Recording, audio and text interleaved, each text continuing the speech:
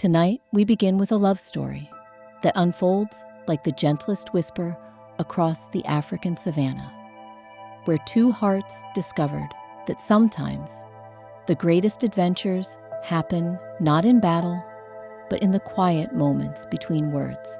This is the story of T'Challa and Nakia, a tale woven from starlight and patience, courage and compassion. So before you settle into your pillows and let your breathing slow, take a moment to close your eyes and imagine the warm breeze of Wakanda carrying you into dreams. Let me know in your heart where you're listening from tonight, because love stories like this one connect us all, no matter how far apart we might be. T'Challa was not always a king. Once, he was simply a young man who walked the golden paths of the royal palace, his footsteps echoing against walls that had witnessed 1,000 years of wisdom. He carried himself with the quiet confidence that comes not from arrogance, but from knowing that strength means protecting those who cannot protect themselves. His eyes held the depth of someone who understood the true power lies not in what you can take, but in what you choose to give. In those days, before the weight of the crown settled upon his shoulders, T'Challa would often find himself drawn to the edge of the palace gardens, where the carefully tended flowers gave way to the wild beauty of the Wakandan landscape. He would stand there in the evening light, watching the sun paint the sky in shades of amber and rose, and wonder about the world beyond his homeland's borders. It was during one such evening that he first heard her voice. Not the sound of her speaking, but her voice in the way she moved through the world. Nakia had returned from one of her missions beyond Wakanda's borders, and she walked through the palace corridors like water flowing over smooth stones, purposeful yet graceful, carrying stories in her eyes that spoke of distant places and people who needed hope. She had always been different from the other young women of the court. While they practiced the elegant dances of ceremony and learned the intricate arts of diplomacy, Nakia studied maps of the outside world and trained in the skills that would let her move unseen through foreign lands. She understood that Wakanda's greatest gift was not its vibranium or its technology, but its ability to help others without seeking recognition or reward. Their first real conversation happened not in the grandeur of the throne room or the formality of a state dinner, but in the simple quietude of the palace library. T'Challa had been reading about the agricultural techniques of ancient civilizations, searching for wisdom that might help his people, when he noticed someone moving between the tall shelves like a gentle shadow. Nakia emerged from behind a collection of texts about global humanitarian efforts, her arms full of books that seemed to weigh nothing in her careful hands. She looked at T'Challa with eyes that held no deference to his royal status, only the warm recognition of someone who saw him as simply himself. "You're researching farming methods from the old kingdoms," she observed, her voice carrying the melody of someone who had learned to speak many languages with respect and kindness. "There's wisdom there that we could share with communities that struggle to feed their families." T'Challa felt something shift in his chest, like a door opening to let in fresh air. Here was someone who thought not of what knowledge could bring to Wakanda, but what Wakanda could bring to the world. They talked until the library's windows showed the first pale light of dawn, their conversation flowing like a river that had always known its course. From that night forward, they began to seek each other's company, with the natural inevitability of flowers turning toward sunlight. T'Challa would find excuses to visit the training grounds where Nakia practiced her skills, not to watch her fight, but to see the focused peace that settled over her features when she was perfecting her craft. She would appear in the council chambers when matters of foreign policy were discussed, offering insights that came from walking among the people they sought to help. Their courtship unfolded like the gradual changing of seasons, so natural and unhurried that neither could say exactly when friendship became something deeper. There were no grand declarations or dramatic gestures, only the slow recognition that they had become essential to each other's understanding of the world. T'Challa learned from Nakia that true strength came not from the power to command, but from the wisdom to listen. She showed him letters from children in distant villages who had been helped by Wakandan outreach programs, their careful handwriting spelling out gratitude in languages he was learning to understand. Through her eyes, he saw that kingship was not about ruling from a throne, but about serving from the heart. Nakia discovered in T'Challa a kindness that ran deeper than royal duty. When she returned from difficult missions, carrying the weight of suffering she had witnessed, he would sit with her in silence, offering not solutions, but presence. He understood that sometimes the greatest gift you can give someone is simply being there while they process the complexity of a world that contains both cruelty and beauty in equal measure. They would take long walks through the hidden paths of Wakanda, where the technology of the great nation gave way to landscapes that had remained unchanged for millennia. In these quiet spaces, away from the responsibilities that would soon define their lives, they shared their dreams and fears with the honesty that comes only between souls who truly see each other. T'Challa spoke of his worry that he might not be wise enough to lead his people through the challenges that lay ahead. The world was changing rapidly, and he feared that the isolation that had protected Wakanda for so long might become a barrier to the good they could do. Nakia listened with the patience of someone who understood that doubt was not weakness, but the beginning of wisdom. She shared her own concerns about the missions that took her far from home, how difficult it was to witness suffering and know that she could help only a few when so many needed aid. Sometimes, she confessed, she wondered if her work made any real difference in the vast scope of global need. T'Challa reminded her gently that every person helped was a world saved. The compassion multiplied itself in ways they might never fully see. Their love grew in these moments of vulnerability in the space between sunset and starlight, when two people can speak their truest thoughts without fear of judgment. They discovered that they shared not just attraction, but a vision of what their lives could mean when lived in service to something greater than themselves. The palace staff began to notice the way Prince T'Challa's step seemed lighter when Nakia returned from her travels, how his smile came more easily during the days when she was home. They observed how Nakia's fierce independence softened into something warmer when T'Challa was near, how her laughter rang through corridors that had grown accustomed to the serious business of governance. Queen Ramonda watched her son with the knowing eyes of a mother who had once been young and in love herself. She saw how T'Challa had begun to speak more thoughtfully about Wakanda's place in the world, how his questions in council meetings reflected not just royal duty, but genuine care for people he had never met. She recognized Nakia's influence in this growth and was grateful for the woman who was helping her son become not just a king, but a leader worthy of the title. The relationship deepened through shared purpose as much as personal affection. When news reached Wakanda of natural disasters or conflicts in distant lands, T'Challa and Nakia would work together to plan responses that honored their nation's capabilities while respecting the sovereignty of those they sought to help.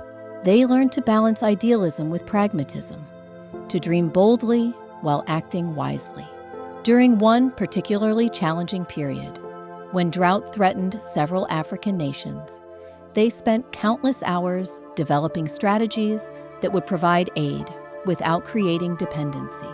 Their debates were passionate, but never personal, each pushing the other toward solutions that were both compassionate and sustainable. In these moments, they glimpsed the partnership that would one day help them lead their people through an uncertain world. As the seasons turned and their bond strengthened, both T'Challa and Nakia began to understand that what they had found together was rare and precious. Not just love, though love was certainly there, but a meeting of minds and hearts that made each of them better than they could be alone. They had discovered that the greatest romance is not about losing yourself in another person, but about finding yourself more clearly through their eyes. The gentle rhythm of their courtship continued like a lullaby, played on ancient instruments, each note building toward a harmony that would soon become the foundation for something even more beautiful. But that part of their story waits for another evening, when the stars are bright and your dreams are ready to carry you toward tomorrow's adventures. Their love story continued to unfold, like the slow blooming of the sacred flowers that grew in Wakanda's hidden valleys, each petal revealing itself only when the time was perfect. T'Challa found himself thinking of Nakia during the long hours of royal training, when his father, King T'Chaka, would teach him the ancient ways of leadership. Her voice would echo in his mind when he learned about the delicate balance between protecting his people and opening their hearts to the wider world. Nakia, meanwhile, carried T'Challa's quiet wisdom with her on her missions to distant lands. When she sat with refugee children who had lost their homes to conflict, she would remember how T'Challa spoke about hope being like a seed that grows stronger in darkness. When she helped build wells in drought-stricken villages, she could hear his gentle reminder that every drop of water mattered, just as every act of kindness created ripples that spread far beyond what the eye could see. Their connection deepened through letters when duty called them apart. T'Challa would write to her about the books he was reading, sharing passages from ancient texts that spoke of leaders who ruled with both strength and compassion. His handwriting was careful and deliberate, each word chosen like a gift he was placing in her hands. He would tell her about the young children in the palace who looked up to him, how her example had taught him that teaching came not from speaking down to others, but from kneeling beside them and sharing what you had learned. Nakia's letters arrived like warm sunlight streaming through morning windows. She wrote about the families she met, the grandmothers who shared recipes that had been passed down for generations, the fathers who worked impossible hours to provide for their children, the mothers who sang lullabies in languages that carried the music of entire cultures. Through her words, T'Challa traveled to places he had never seen, met people who became real to him through her compassionate descriptions. She would include pressed flowers from the countries she visited, each one carefully preserved between pages of her journal.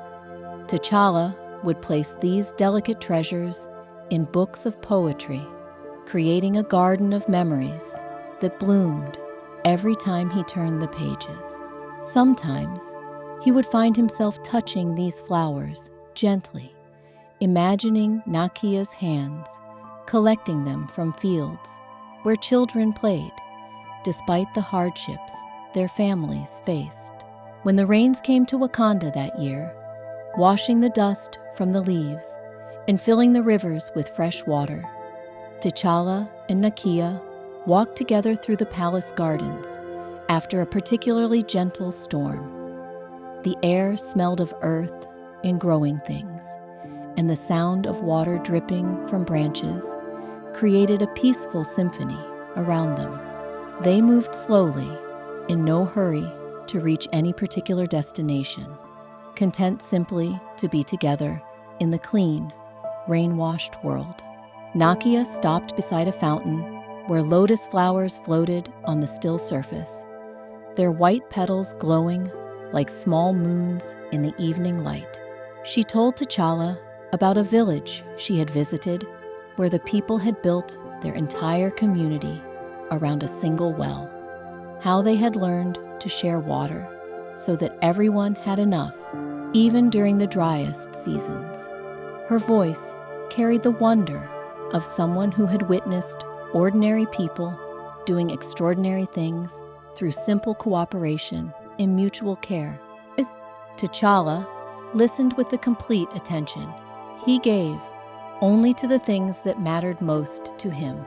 He was learning that love was not just about the feelings that bloomed between two people, but about how those feelings could grow into something that blessed everyone around them. Through Nakia, he was discovering that a heart opened by love became capable of holding more compassion for all living things. As they sat on a stone bench carved with symbols of protection and prosperity, Nakia asked T'Challa about his dreams for Wakanda's future. Not the formal plans he discussed in council meetings, but the private hopes he carried like seeds in his heart. His answer came slowly, thoughtfully, like water finding its way through ancient stone. He spoke of children growing up in a world where they could learn from many cultures while staying rooted in their own traditions. He imagined Wakandan students studying alongside young people from every continent, sharing knowledge that could heal both the earth and the human heart. He dreamed of his people using their gifts not to dominate, but to nurture, becoming gardeners of possibility in a world that sometimes forgot how to hope. Nakia's eyes shone as she listened, recognizing in his words the same vision that drove her own work beyond Wakanda's borders.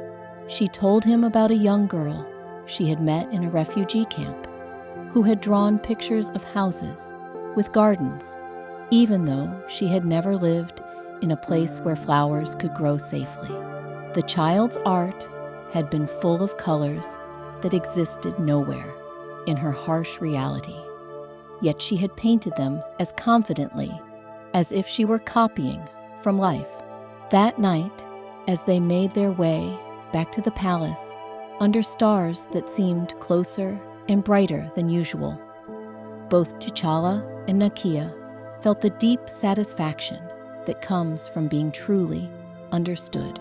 They had shared not just their individual dreams, but discovered how those dreams could weave together into something larger and more beautiful than either could create alone. The months that followed brought new challenges that tested their growing partnership. When tensions arose with neighboring nations over trade agreements, T'Challa found himself caught between his father's cautious wisdom and his own desire to extend Wakanda's influence for good. The weight of future kingship pressed upon his shoulders like a heavy cloak, and there were nights when he lay awake, wondering if he would have the strength to lead his people through the storms that seemed to be gathering on the horizon. It was during one of these sleepless periods that Nakia suggested they take a journey together to the border regions of Wakanda, where the great nation met the wider world. Not an official diplomatic mission, but a quiet pilgrimage to the places where their people's ancient wisdom touched the needs of the present moment. T'Challa welcomed the suggestion like a cooling breeze on a hot day, recognizing that sometimes The best way to find answers was to step away from the questions for a while. They traveled simply, without the ceremony that usually surrounded royal movements. T'Challa wore the clothes of a student rather than a prince, and Nakia moved with the quiet confidence of someone who belonged wherever her heart called her to serve. They walked through villages where Wakandan technology had been carefully integrated with traditional ways of life, creating harmony between innovation and heritage. In these border communities, they met families who had learned to bridge different worlds with grace and wisdom. Children who spoke multiple languages switched easily between traditional songs and modern games. Elders who had witnessed decades of change shared stories that helped the younger generation understand how to honor the past while embracing the future. Farmers used ancient knowledge alongside new tools, creating abundance that fed both body and spirit. T'Challa and Nakia spent their evenings sitting around fires, where community members gathered to share news, stories, and dreams. They listened to discussions about crops and weather, about children's education and elderly care, about the small decisions that shaped daily life in meaningful ways. These conversations taught them that leadership was not about making grand pronouncements, but about understanding the thousand small threads that wove communities together. One evening, as they sat beside a river where children played while their parents finished the day's work, an elderly woman approached them with the slow dignity of someone who had earned wisdom through long experience. She had recognized them despite their simple clothes, not through any formal announcement, but through the way they carried themselves and listened to others. The woman sat beside them without ceremony and began to speak about love as she had observed it over many decades. She told them that the strongest marriages she had witnessed were those where both partners grew toward the light like plants in a garden, each becoming more themselves through the presence of the other. True love, she said, was not about two people becoming one, but about two complete individuals choosing to walk the same path while maintaining their own unique gifts. Her words settled into T'Challa and Nakia's hearts like seeds, finding fertile soil. They had been discovering this truth through their own experience, but hearing it spoken by someone who had witnessed love's full cycle brought them a deeper understanding of what they were building together. They were not losing themselves in romance, but finding themselves more clearly through the mirror of genuine affection and shared purpose. As their journey through the border regions continued, T'Challa and Nakia developed rhythms that would serve them well in the years to come. They learned to balance time alone with time in community, to give each other space for individual reflection while maintaining their emotional connection. They practiced the art of disagreeing with respect, finding ways to honor different perspectives while working toward common goals. The journey home to the palace felt different from their departure. They returned, not as the same young people who had left, but as partners who had tested their bond against the real world and found it strong. The challenges that awaited them in the capital no longer seemed overwhelming because they had learned to face uncertainty together while maintaining their individual strengths. Back in the palace, their love continued to deepen through the changing seasons, like roots growing stronger beneath ancient trees. T'Challa found himself seeking Nakia's counsel, not because protocol demanded it, but because her perspective illuminated corners of problems he might have missed. She had a way of asking questions that didn't challenge his thinking so much as expand it, like opening windows in a room that had grown too familiar. During the harvest festivals, when all of Wakanda celebrated the abundance that flowed from their rich soil, and innovative farming methods, T'Challa and Nakia would walk among their people with hearts full of quiet joy. They watched children chase fireflies between the market stalls, while their parents traded goods and stories. They listened to musicians whose instruments sang melodies that had been passed down through countless generations, each note carrying the memory of celebrations that stretched back to the beginning of time. Nakia would stop to admire the intricate beadwork created by elderly artisans whose fingers moved with the precision of decades of practice. She understood that these crafts were more than decoration. They were languages that spoke of identity, history, and hope. T'Challa would engage in gentle conversations with farmers who had perfected techniques for growing crops that could feed families while enriching the soil for future seasons.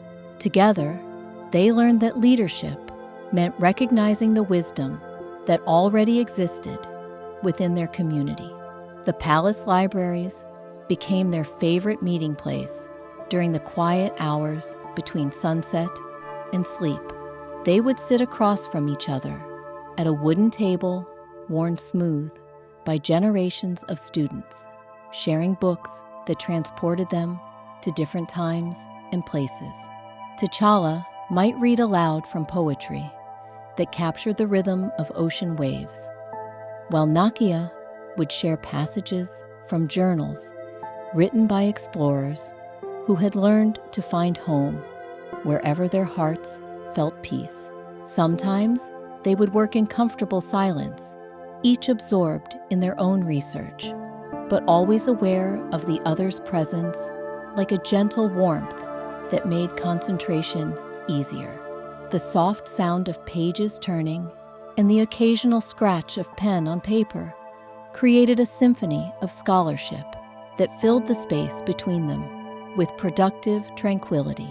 Their conversations during these evening sessions ranged across every subject that curious minds could explore.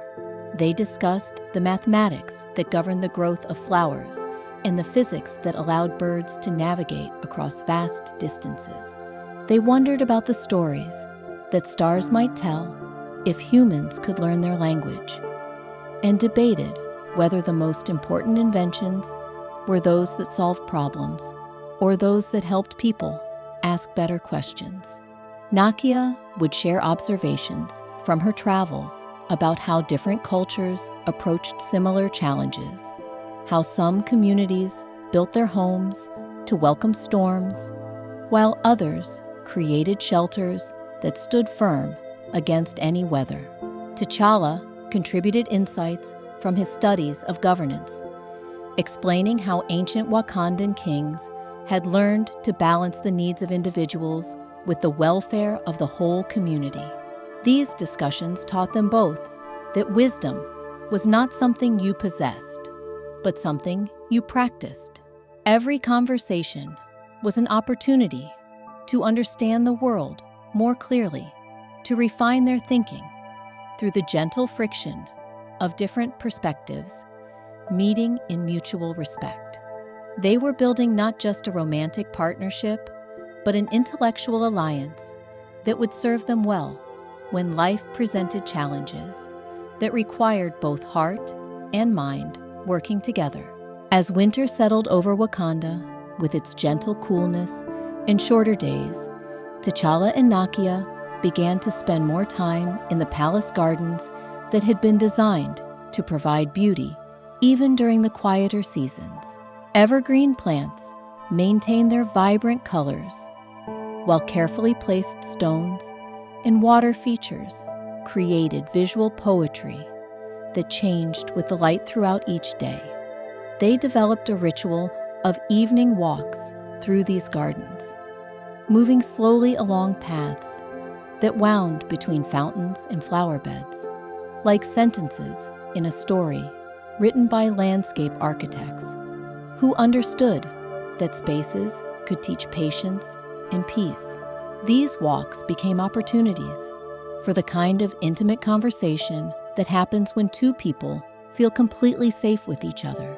T'Challa spoke about the weight he felt, knowing that someday he would be responsible for making decisions that affected every person in Wakanda. He confessed his fear that he might become so focused on the big picture that he would lose sight of the individuals whose lives depended on his wisdom. Nakia listened with the complete attention of someone who understood that being heard was sometimes more important than being advised. She shared her own struggles with the balance between helping people directly and working to change the systems that created need in the first place. Sometimes, she admitted, it felt easier to focus on individual rescues than to tackle the complex web of causes that trapped entire communities in cycles of poverty and conflict. T'Challa reminded her gently that both approaches were necessary, that healing happened at every level, from the personal to the political. Their trust in each other deepened through these honest exchanges.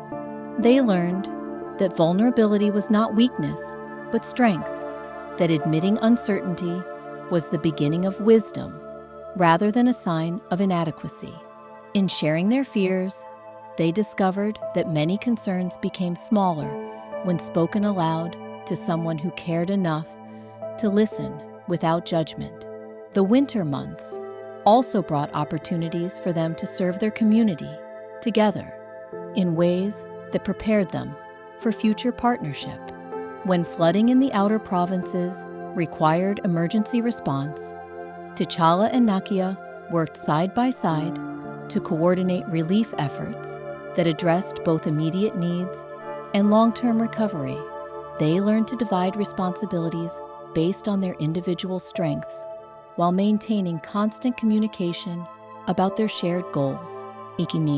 Nakia's experience with international aid work proved invaluable in organizing supply chains that could deliver resources efficiently without creating waste or dependency.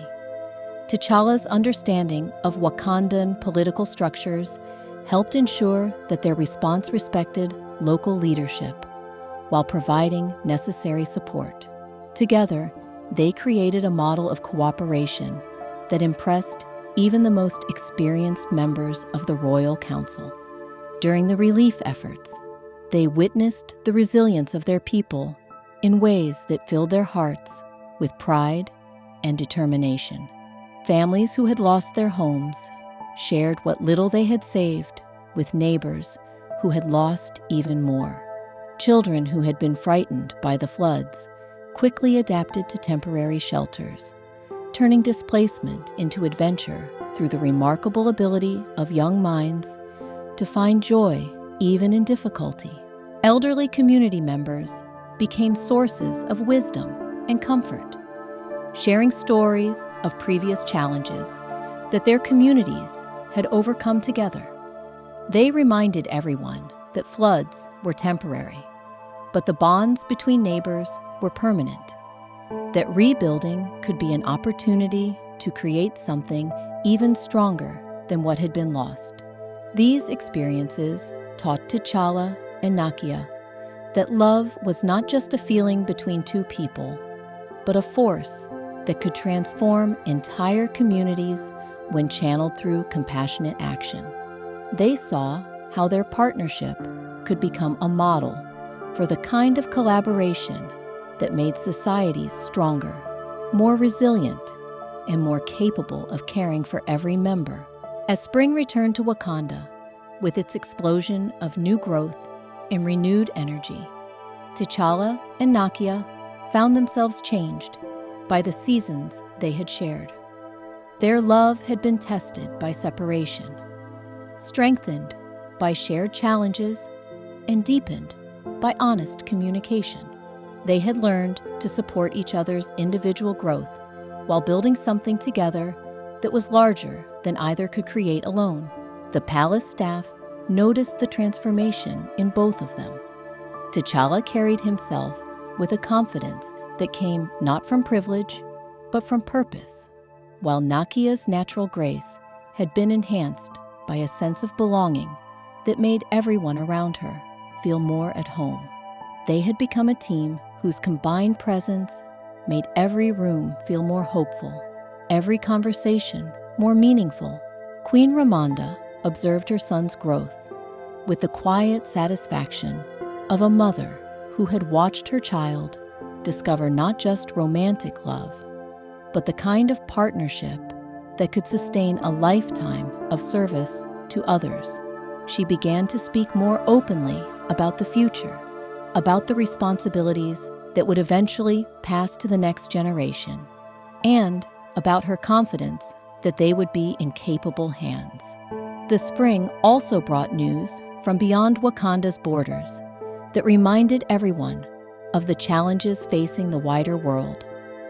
Reports of conflicts and natural disasters, of communities struggling with poverty and injustice, filled the council meetings with urgent discussions about how their nation could contribute to solutions without overstepping boundaries or creating new problems. T'Challa and Nakia found themselves at the center of these discussions, their combined perspective offering insights that neither traditional isolationist nor interventionist approaches could provide alone. They advocated for responses that were both bold and humble, generous and sustainable, immediate and thoughtful. Their voices carried the authority of people who had learned to think with both their hearts and their minds. As the season progressed and the gardens bloomed with flowers that painted the landscape in every color imaginable, T'Challa began to understand that his love for Nakia was inseparable from his love for his people and his vision for Wakanda's role in healing the world.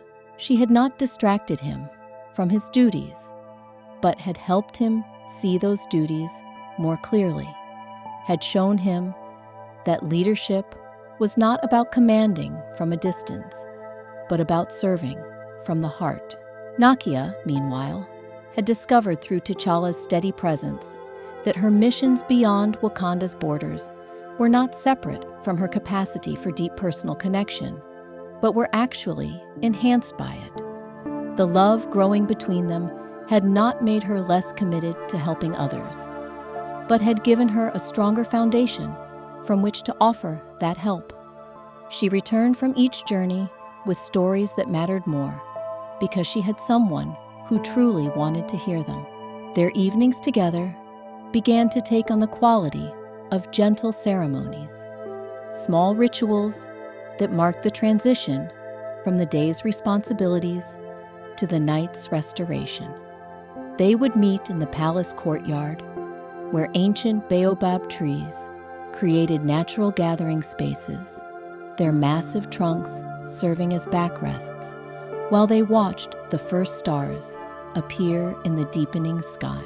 Sometimes they would bring musical instruments, T'Challa playing the soft rhythms he had learned from the palace musicians, while Nakia hummed melodies she had collected from villages across the continent. Their music was never performed for anyone else, but existed purely for their own joy, creating harmonies that seemed to make the evening air itself more peaceful. Other nights, they would simply talk, their voices becoming softer as darkness settled around them like a comfortable blanket. They spoke of small things that felt important in the quiet hours. The way morning light fell across the palace walls, the patterns birds made when they flew in formation across the sky, the scent of rain approaching from distant clouds. T'Challa found himself sharing childhood memories he had not thought about in years, stories of adventures with his sister Shuri when they were small enough to hide in the secret passages that ran through the palace walls. He told Nakia about the games they had invented, the treasures they had hidden in hollow trees, the way they had believed they could understand the language of animals if they listened carefully enough.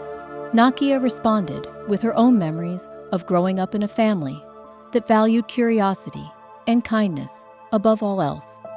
She described the grandmother who had taught her that every person carried stories worth hearing.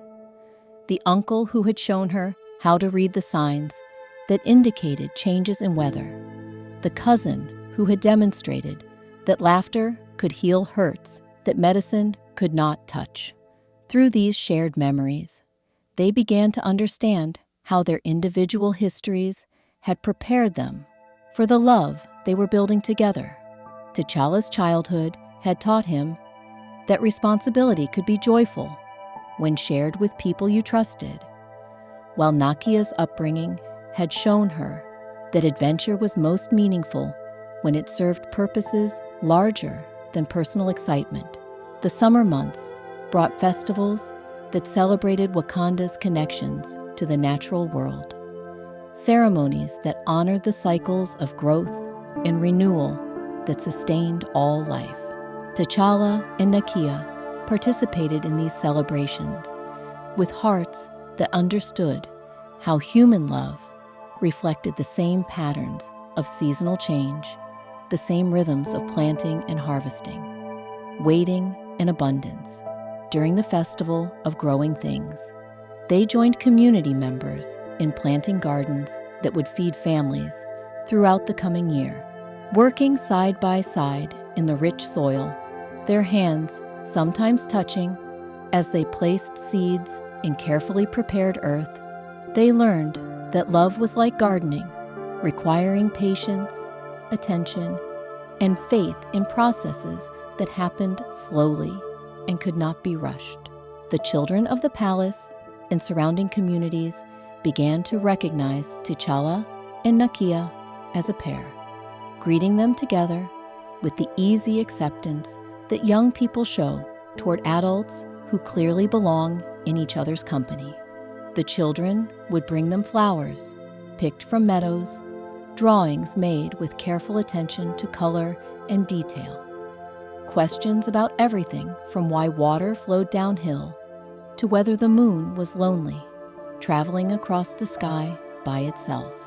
Answering these questions became another form of partnership, with T'Challa and Nakia taking turns explaining the scientific principles and emotional truths that children needed to understand their world. They discovered that teaching together came naturally to them, each adding perspectives that made their explanations more complete and more accessible to young minds, eager to learn. And one afternoon, while helping a group of children build a miniature village out of clay and sticks, a little girl asked them why some people fell in love and others did not. T'Challa and Nakia exchanged glances across the circle of small builders, each recognizing that this was a question that deserved their most thoughtful response. Nakia spoke first, her voice carrying the gentle authority of someone who had given the matter serious consideration.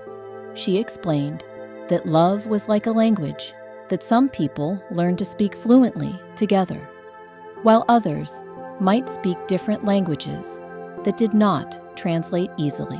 When two people discovered they could communicate in the same language of the heart, understanding each other's thoughts and feelings without having to work too hard at it, that was when love had the chance to grow. T'Challa added that love also required two people who wanted to take care of each other and the world around them, who found joy in making life better, not just for themselves, but for everyone they met. Love was not just about feeling happy when you were together, but about feeling inspired to be the kind of person who made others happy too. The children nodded with the seriousness of young philosophers, then returned to their building project with renewed focus, incorporating into their miniature village the lessons they had just heard about cooperation and mutual care. T'Challa and Nakia watched them work, understanding that they had just articulated something important about their own relationship. As autumn approached with its harvest celebrations and preparations for the cooler months ahead, T'Challa began to feel the weight of impending change. His father had been speaking more frequently about the responsibilities that would soon pass to the next generation, about traditions that needed to be maintained and innovations that needed to be carefully considered. The prospect of kingship no longer filled T'Challa with the anxiety it once had, partly because his studies and experiences had prepared him well, but mostly because he now understood that he would not face these responsibilities alone. Nakia's presence in his life had shown him that the greatest leaders were those who surrounded themselves with people whose wisdom complemented their own. During one of their evening conversations, as they sat beside a fountain where lotus flowers bloomed in the warm night air, T'Challa spoke about his vision of leadership as a form of service that grew stronger when shared among people who trusted each other completely.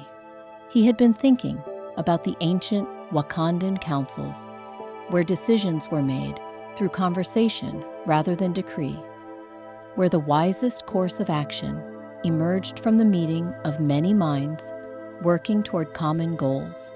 Nakia listened with the focused attention she gave to ideas that resonated with her own deepest beliefs.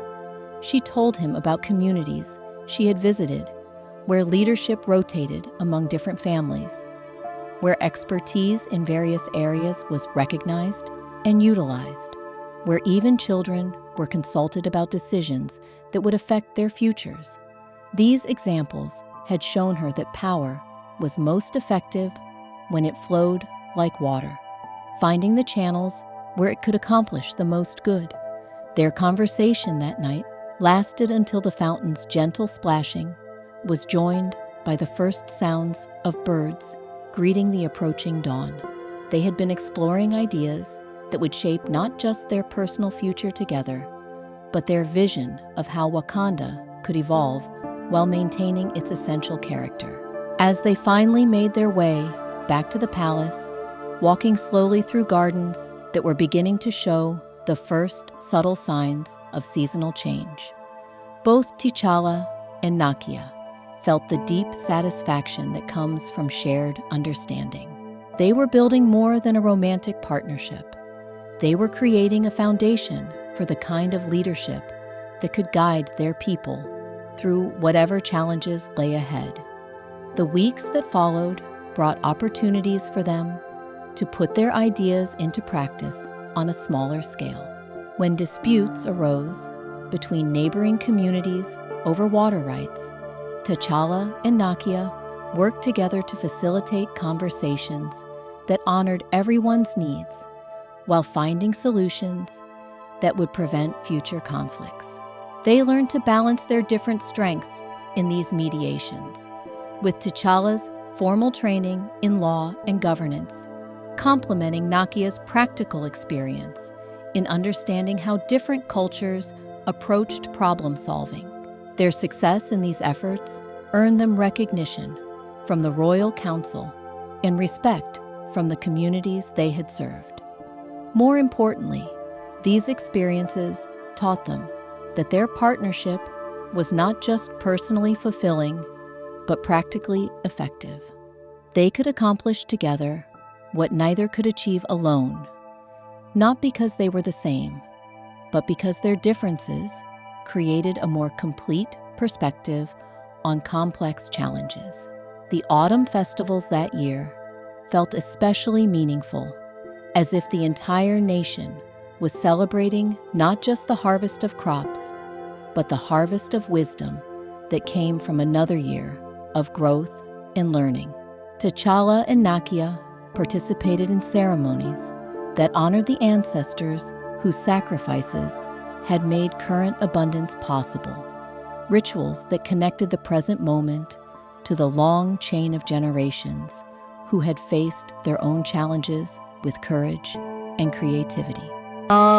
During the Festival of Remembrance, when families gathered to share stories of those who had passed on, T'Challa spoke about his grandfather, a king who had ruled during a time of great change and had learned to balance tradition with necessary adaptation. His voice carried the respect of someone who understood that wisdom was inherited, not through blood alone, but through the willingness to learn from those who had walked similar paths. Nakia shared memories of her great aunt, a woman who had traveled extensively as a young person and had returned home with knowledge of healing practices from many different cultures. She had spent her later years teaching others how to combine traditional Wakandan medicine with techniques she had learned abroad, creating treatments that were more effective than either approach alone. These stories, told in the warm light of ceremonial fires, while community members listened with the attention that important stories deserve, wove T'Challa and Nakia more deeply into the fabric of their people's ongoing narrative. They were not just individuals in love, but representatives of their generation's commitment to honoring the past while embracing the future. As winter returned with its gentler pace and longer nights perfect for reflection, T'Challa and Nakia settled into rhythms that felt both new and ancient, like patterns that had been waiting for them to discover. Their love had become a source of strength, not just for themselves, but for everyone whose lives they touched. The palace staff had begun to consult them together on matters ranging from menu planning for state dinners to scheduling that would accommodate both diplomatic responsibilities and community outreach. Their opinions were sought not because of any official designation, but because people had learned to trust their judgment and appreciate their collaborative approach to problem solving.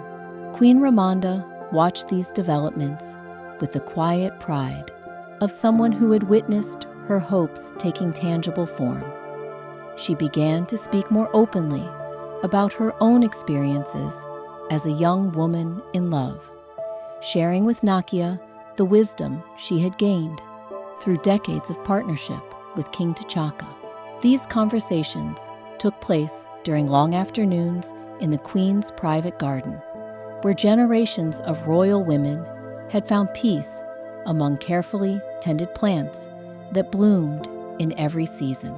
Queen Ramonda spoke of marriage not as a destination, but as a journey that required the same kind of attention that gardeners gave to their most precious flowers. She explained that love grew stronger through the small daily choices to be kind, patient, and generous with each other, that the grand gestures people remembered were built upon thousands of tiny acts of consideration that happened when no one else was watching. The strongest partnerships she had observed were those where both people remained curious about each other, continuing to discover new depths and dimensions even after years together. Nakia absorbed this wisdom with the gratitude of someone who recognized valuable guidance when she heard it. She had been wondering about the practical aspects of building a life with someone, about how to maintain individual identity while creating shared purpose, about how to navigate the inevitable challenges that all relationships faced. The Queen's stories provided examples of how these challenges could become opportunities for growth rather than sources of division. She spoke of disagreements she and the king had worked through by focusing on their shared values rather than their different approaches, of times when external pressures had threatened to drive them apart but had ultimately brought them closer together. Through the winter months, as T'Challa and Nakia continued to deepen their understanding of each other and their shared vision for the future, both began to feel that they were approaching a threshold. Their love had matured from the exciting uncertainty of new attraction through the comfortable satisfaction of growing companionship into something that felt ready to take on larger responsibilities. And so, as the seasons turned and their hearts grew deeper with understanding, T'Challa and Nakia discovered that the greatest love stories are not about finding someone to complete you, but about finding someone who helps you become the person you were always meant to be. Their journey together had shown them that love is not just a feeling that blooms in quiet moments, but a choice that grows stronger through service to others and commitment to something greater than yourselves. Tonight, as you drift toward dreams, carry with you the gentle wisdom of their story, that true love is patient like the turning of seasons, kind like morning sunlight, and enduring like the ancient trees that shelter generations beneath their branches. May your own heart find the peace that comes from knowing that love, when nurtured with care and shared with generosity, becomes a gift that blesses not just two souls, but the entire world they choose to serve together. Sleep well, and let the warm winds of Wakanda carry you into dreams filled with hope, compassion, and the quiet strength that comes from love that grows deeper with each passing day.